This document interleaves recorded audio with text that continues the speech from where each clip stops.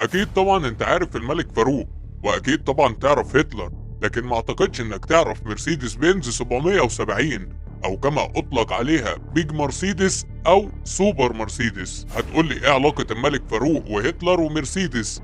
ده اللي هاقول لك عليه، بس الأول صلِّ على حبيبك النبي وادعمنا بلايك واشترك في القناة وبسم الله نبدأ. مرسيدس بنز 770 أو اللي اتعرفت بكود W07 بداية إنتاجها كان في عام 1930، وكانت عربية لاكجري غالية جدا، واستخدمت العربية دي من قبل الحكومة الألمانية كعربيات تابعة للدولة.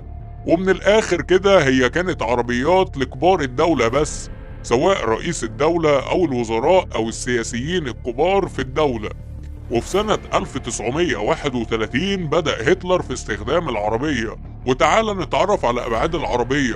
طول العربية كان 5 متر 700، والعرض كان متر 850، وطول قاعدة العجلات كان 3 متر 750. الأبعاد دي هتوحي لك قد إيه العربية كانت كبيرة. وللعلم دي النسخة المعروفة بالدبليو 07، لأن من عام 1938 بدأ الجيل الثاني أو النسخة المحسنة من W07 عشان تتحول للكود الجديد W150، واللي أبعادها اختلفت وبقت أكبر عشان الطول يكون 6 متر والعرض يكون 2 متر وطول قاعدة العجلات يكون 3 متر 880. ولو بنتكلم ان الجيل اللي فات كان طويل وعريض، فالجيل ده بقى اطول واعرض بشكل ملحوظ.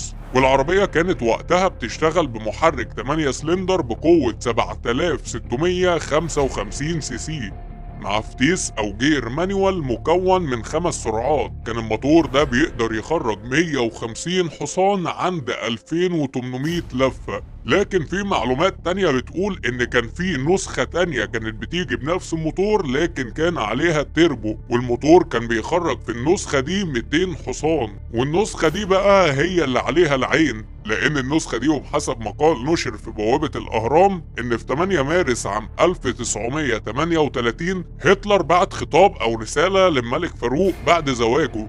والرسالة كان مكتوب فيها: يشرفني ان اقدم لجلالتكم هدية الزفاف أحدث سيارة من إنتاج مصانع دايملر بنز، سيارة كابورليه 8 سلندر المرسيدس الكبيرة طراز 770 مزودة بشاحن توربيني. ده كان ملخص الرسالة. الجدير بالذكر إن الملك فاروق أصدر قرار جمهوري وقتها بمنع سير أي سيارة لونها أحمر إلا السيارات الخاصة بالعائلة الملكية، لأن ده كان نفس لون العربية اللي هتلر بعتها له هدية. والجدير بالذكر ان عربية هتلر والملك فاروق كانوا مصنعين من الفولاذ وزجاج سميك ضد الرصاص، وكان وزن العربية الواحدة فيهم تقريبا 4800 كيلو جرام. ولكن في رواية أخرى بيقال إن الملك فاروق لما هتلر بعت له العربية دي حس إنها مش مناسبة لشاب في عمره، وحطها في قائمة السيارات الملكية، وبعت لشركة مرسيدس وطلب نسخة أصغر وتكون نسخة مكشوفة برضه كابورليه. المهم ان بتاريخ 15 نوفمبر 1943 اصطدمت سيارة الملك فاروق بأحد المقطورات الإنجليزية، ويصاب الملك فاروق بإصابات بالغة ويتم نقله للمستشفى. وتعرف الحادث ده باسم حادث القصاصين. والعربية بعدها اتركنت في جراج قصر عابدين بدون إصلاح، وبعد فترة العربية اتباعت.